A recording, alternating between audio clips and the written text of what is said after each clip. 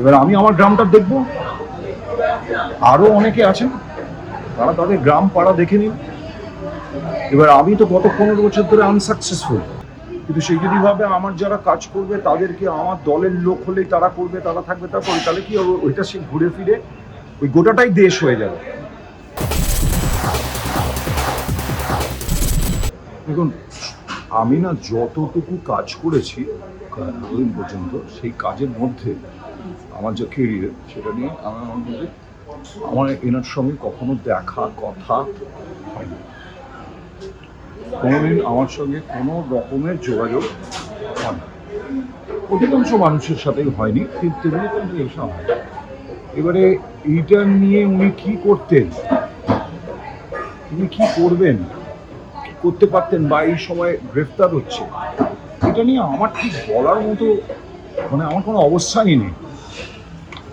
না এদেরকে আমি চিনি, চিনতাম, মানে একজনকেও তো আমি চিনি না যাদের শুনছি যে, বা তার সাথে আমার কোনো আলাপ আছে বলে আমি চিনি না কারোর সাথে। এবং যাদের সাথে আমার আলাপ আছে, যদি দেখা যায় যাদের সাথে আলাপ ছিল যারা রাজনীতি করেন, তাদের কাছে আমি চিরকাল একটাই আর্জি নিয়ে গেছি এবং আবারও যাব, এটা নিয়েই কথা বলবো।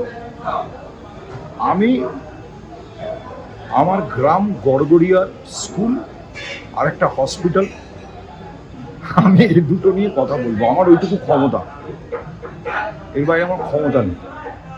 এবার আমি আমার গ্রামটা দেখবো, আরো অনেকে আছেন তারা তাদের গ্রাম পাড়া দেখে নিন।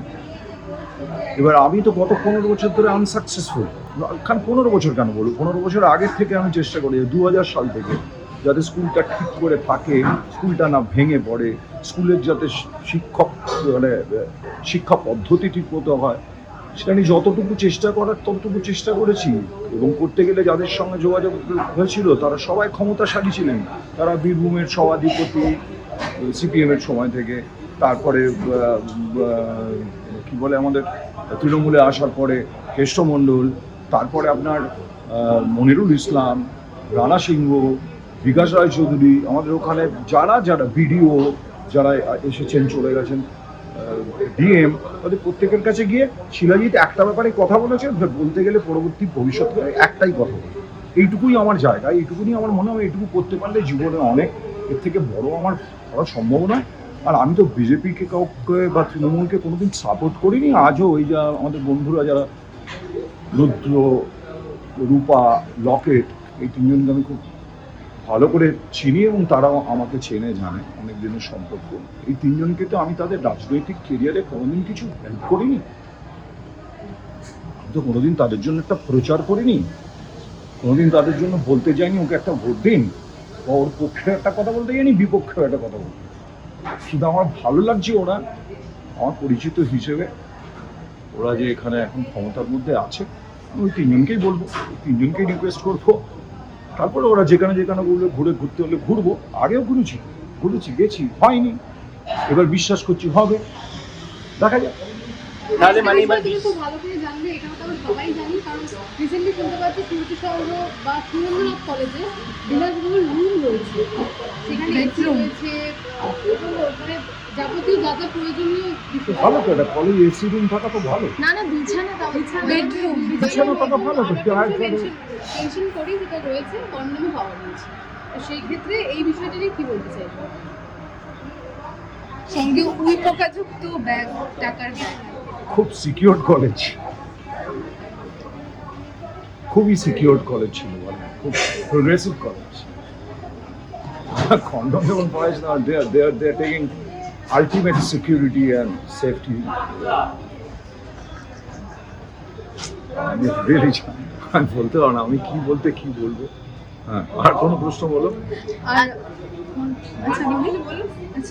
আচ্ছা শিলাজিৎ দা গত 15 বছর ধরে যে রাজনীতি দল শাসন করে গেছে, 1 মাসের মধ্যে গড়িয়ে পড়েছে আর তাদের চিহ্ন দেখা যাচ্ছে না, তো সেই ক্ষেত্রে তোমার কি মতামত?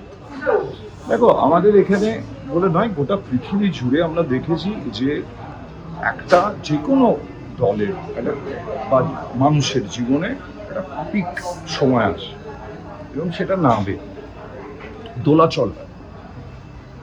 আর যত মানুষের ক্ষমতা বাড়ে তত তারা চায় আরো ক্ষমতা বাড়াতে।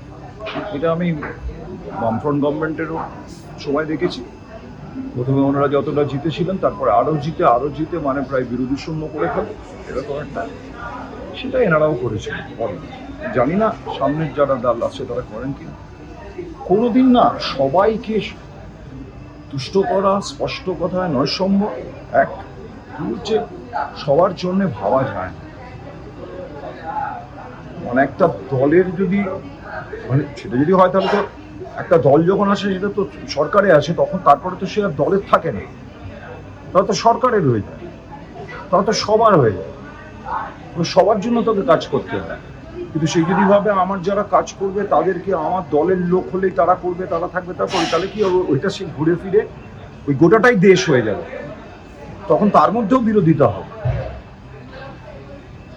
কারণ তুমি সেই দলেও সবাইকে তুমি সন্তুষ্ট করতে পারবে না।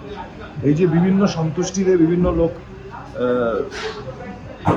জালে ধরা পড়ছে, পুলিশে যাচ্ছে, এই যে বিভিন্ন লোক, সেটা কি সবাই পেয়েছে? সেটা সবাই পায়নি। সবাই যদি ডিস্ট্রিবিউটেড হতো ঠিকঠাক মতো ডিস্ট্রিবিউটেড হতো, তাহলে যেতই না। বুঝতে পেরেছি। টলিউড ফোকাস কলকাতা চ্যানেলটি আপনাদের ভালো লেগে থাকলে লাইক করুন, সাবস্ক্রাইব করুন এবং অবশ্যই আপনাদের পছন্দের ভিডিওটি শেয়ার করুন। Tollywood focus Kolkata.